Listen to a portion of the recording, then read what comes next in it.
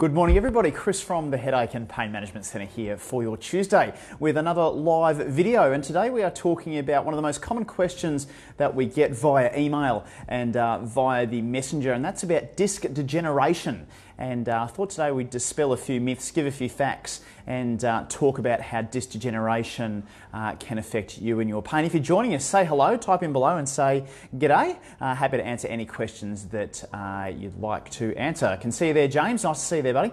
So disc degeneration. So look, disc degeneration is one of these things where a lot of how can I put this? There's a lot of misinformation and a bit of scary stuff that's unnecessary when it comes to how disc degeneration is reported. So quite often you'll go to your GP, you'll go to your specialist, you'll go to your physio, and you'll see an MRI scan, or they might send you for a CT scan or something to see what is actually going on in your back or neck if you have back or neck pain. Now, what the most common finding on these scans with people with pain is disc degeneration. And the most common levels, if you've got neck pain, is at C5-6 or C6-7, and with the lower back it's at L3-4, L4-5 or L5-S1. So it's quite common to see that happen with people in pain, to have that disc degeneration there.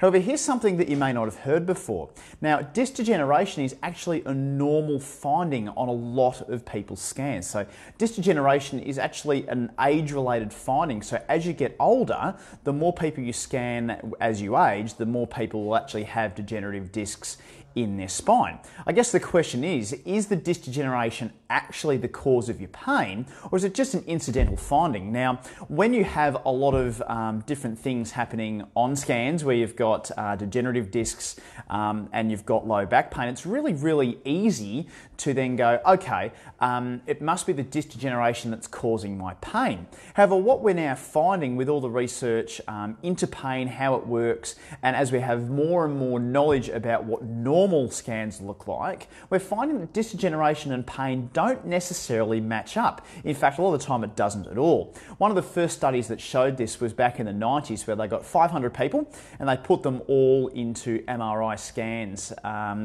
These 500 people had no pain, and they put them into an MRI scanner and found that 38% of them had disc degeneration, and some of them even had nerve root impingement, and yet they had absolutely no pain. So this was a really interesting finding, because I thought, well, if you've got pain and you've got degeneration, then it must be the degeneration that causes the pain. But that was the first study that showed that it may not necessarily be the case.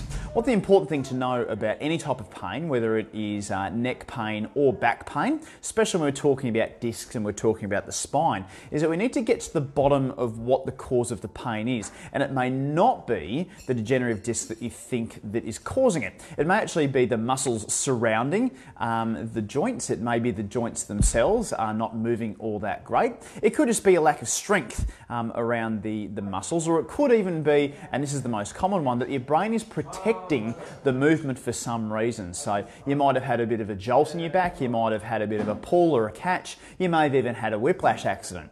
What actually happens is that your brain goes, well, look, we want to prevent this from happening again. We want to have this pain not happen, so we're just going to not move for a while. And as a result, not moving actually causes things to stiffen up. And then when it stiffens up, you get pain, and then you get more, as you get more pain, you don't move as much. That means you get stiffer, you get more pain. It's this cycle that just continues to happen. The most important thing to do is to get moving as best as you can, preferably pain-free. Get the diagnosis and make sure that what you think is actually the cause of it is actually the cause of it, and there are a lot of different ways that you can do that with all different sorts of movement tests, muscle tests and things of that nature to determine if that's the case, and then you can get the treatment that you need. You actually get the treatment plan that's best required to get the best result for you, rather than just sort of looking at a scan and going, oh, I've got degenerative disc, there's nothing I can do about it, and actually taking control of your pain and doing something different to get the results that you need.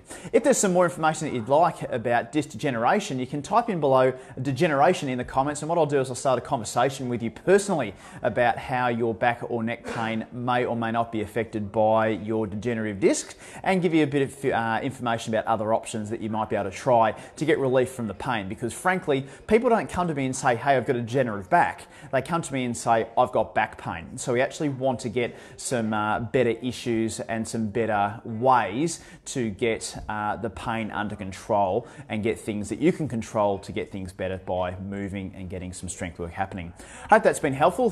Good to see you there, Neil, and also James as well. Good for the comments as well. I'll start a conversation with you after this video is finished, James, about your degenerative back there, and we'll talk again soon with the next Facebook Live video on Friday. Hope you have a good Tuesday, and bye for now.